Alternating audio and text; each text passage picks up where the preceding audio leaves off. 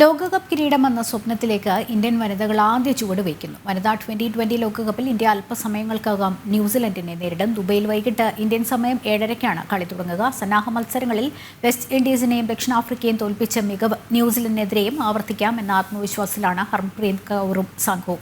Dubai cricket സ്റ്റേഡിയത്തിൽ നിന്ന് shin Sebastian ചേരുന്നുണ്ട്. ഷിൻസ്, ആവേശം വാനോളമാണ്, പ്രതീക്ഷകളും അതുപോലെ തന്നെ. എന്തൊക്കെയാണ് കൂടുതൽ വിവരങ്ങൾ? ലക്ഷ്മി, അല്പം നിമിഷങ്ങൾക്കകം ഇന്ത്യയും ന്യൂസിലാൻഡും ലോകകപ്പ് ക്രിക്കറ്റിന്റെ ഇന്ത്യയുടെ ആദ്യ മത്സരത്തിനായി ഇറങ്ങും. കരുത്തുറ്റ ടീമുമാണ് ഇന്ത്യ ഇറങ്ങുന്നത്.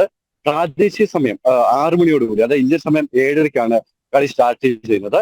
ഇന്ത്യയുടെ ശക്തമായ ഒരു നിര, ക്യാപ്റ്റൻ ഹർമൻപ്രീത് കൗർ നയിക്കുന്ന വൈസ് ക്യാപ്റ്റൻ സ്മൃതി മന്ദാന, ദീപ്തി ശർമ്മ തുടങ്ങിയവർ ശക്തമായ നിരയായി ടീമിനൊപ്പമുണ്ട്.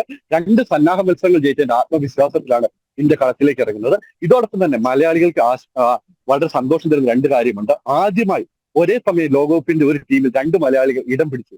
ആശാ ശോഭനയും സജന സജീവനും ടീമിൽ ഒരേ സമയം കളിക്കുന്നുണ്ട്. അങ്ങനെ നിരവധി പ്രത്യേകതകളാണ്. നിറഞ്ഞ ആത്മവിശ്വാസത്തോടെയാണ് ആദ്യ കളി ജയിച്ച് ലോകകപ്പിൽ നല്ലൊരു തുടക്കം സമ്മാനിക്കാനുള്ള ഇതിലാണ് ഇന്ത്യൻ ടീം ഇറങ്ങുന്നത്. കഠിനമായ പരിശീലനങ്ങളായിരുന്നു കഴിഞ്ഞ ദിവസങ്ങൾ ഉണ്ടായിരുന്നത്. കഴിഞ്ഞ ദിവസം ഹർമൻപ്രീത് കൗറുമായി മീഡിയയോട് സംസാരിച്ച സമയത്ത് ക്യാപ്റ്റൻ പറഞ്ഞത് സമ്മർദ്ദങ്ങളില്ലാതെ കളിക്കാൻ, അതായത് എല്ലാവരുടെയും നാച്ചുറലായി ഗെയിം പുറത്തെടുക്കാനാണ് ഞാൻ ടീമിനോട് ആവശ്യപ്പെട്ടിരിക്കുന്നതാണ് പറഞ്ഞിരിക്കുന്നത്. അതുകൊണ്ട് സമ്മർദ്ദങ്ങളില്ലാതെ അവരുടെ സ്വാഭാവിക കളി പുറത്തെടുത്ത് ഇന്ത്യ വിജയിപ്പിക്കാനുള്ള ശ്രമത്തിലായിരിക്കും അല്പസമയങ്ങൾക്ക് ടീം കളത്തിലിറങ്ങുന്നത്. ദുബായ് ഇന്റർനാഷണൽ ക്രിക്കറ്റ് സ്റ്റേഡിയത്തിലാണ് മത്സരം നടക്കുന്നത്.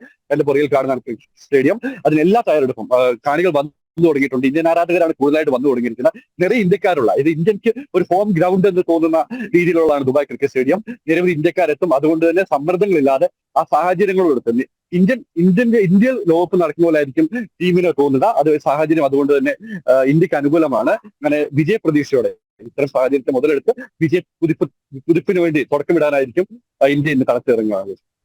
ശരി, മിഷൻസ് ആണ് വിവരങ്ങൾ നൽകിക്കൊണ്ട്.